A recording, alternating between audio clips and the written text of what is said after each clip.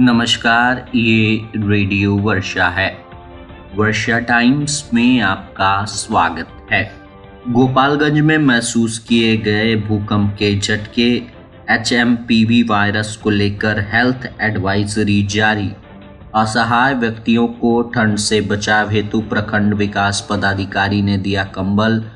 कक्षा 8 तक के विद्यालयों को 9 जनवरी तक बंद रखने का जिलाधिकारी ने जारी किया आदेश।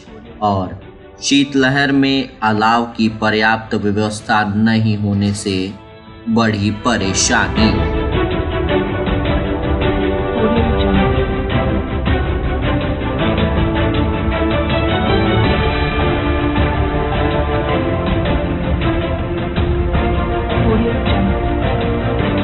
वर्षा टाइम्स के साथ मैं नवनीत।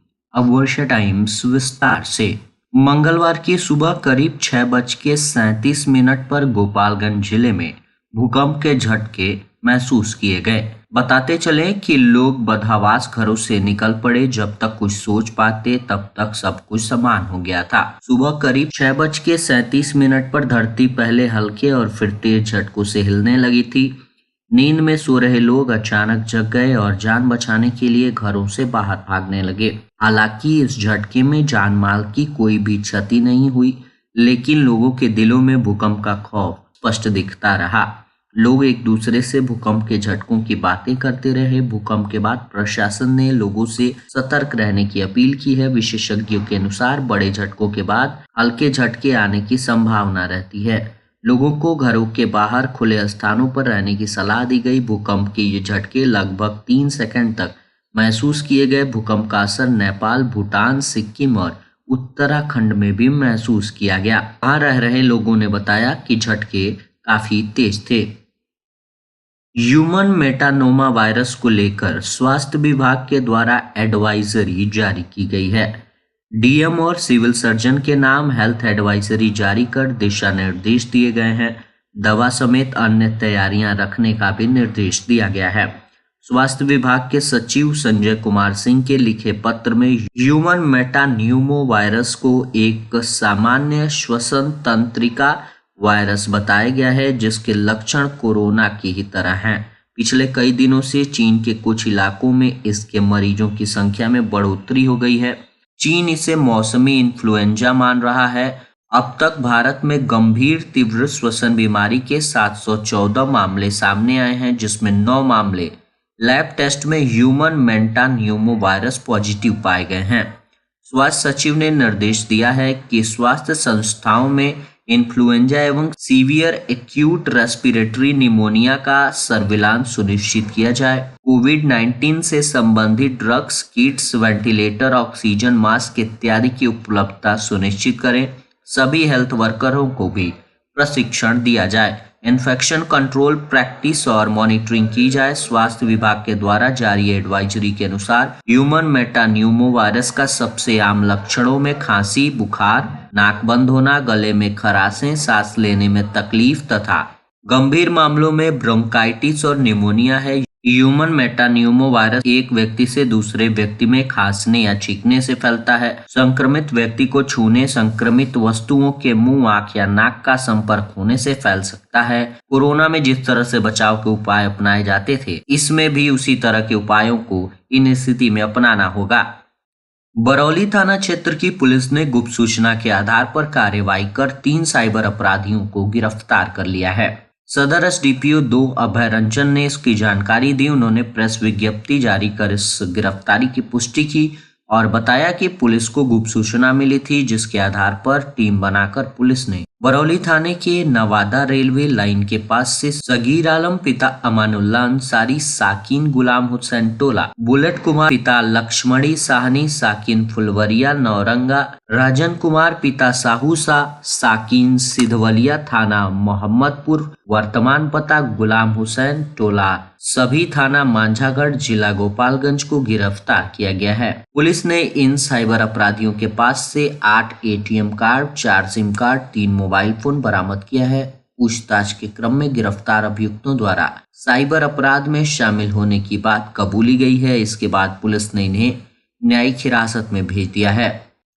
मांझागढ़ संवाददाता के अनुसार कड़ाके की पड़ रही ठंड से बचाव हेतु प्रखंड मुख्यालय के समीप स्थित मांझागढ़ नई बाजार में सेंट्रल बैंक ऑफ इंडिया, सामुदायिक स्वास्थ्य केंद्र मांझा, स्टेट बैंक ऑफ नई बाजार सहित 3 स्थानों पर और नई बाजार को लेकर 4 स्थानों पर अलाव की व्यवस्था अंचलाधिकारी मुन्ना कुमार की देखरेख में हो रही है।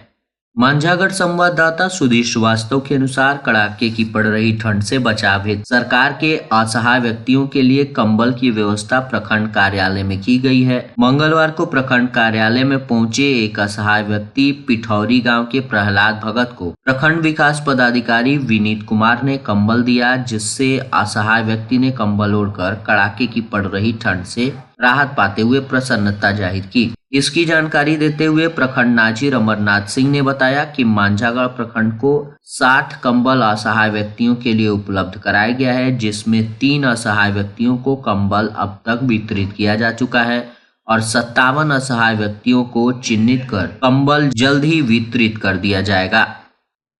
फुलवरिया प्रखंड के 3 पंचायत में मंगलवार को ग्राम सभा का आयोजन किया गया, जिसमें सर्वसम्मति से गांव के विकास से संबंधित योजना चयनित की गई।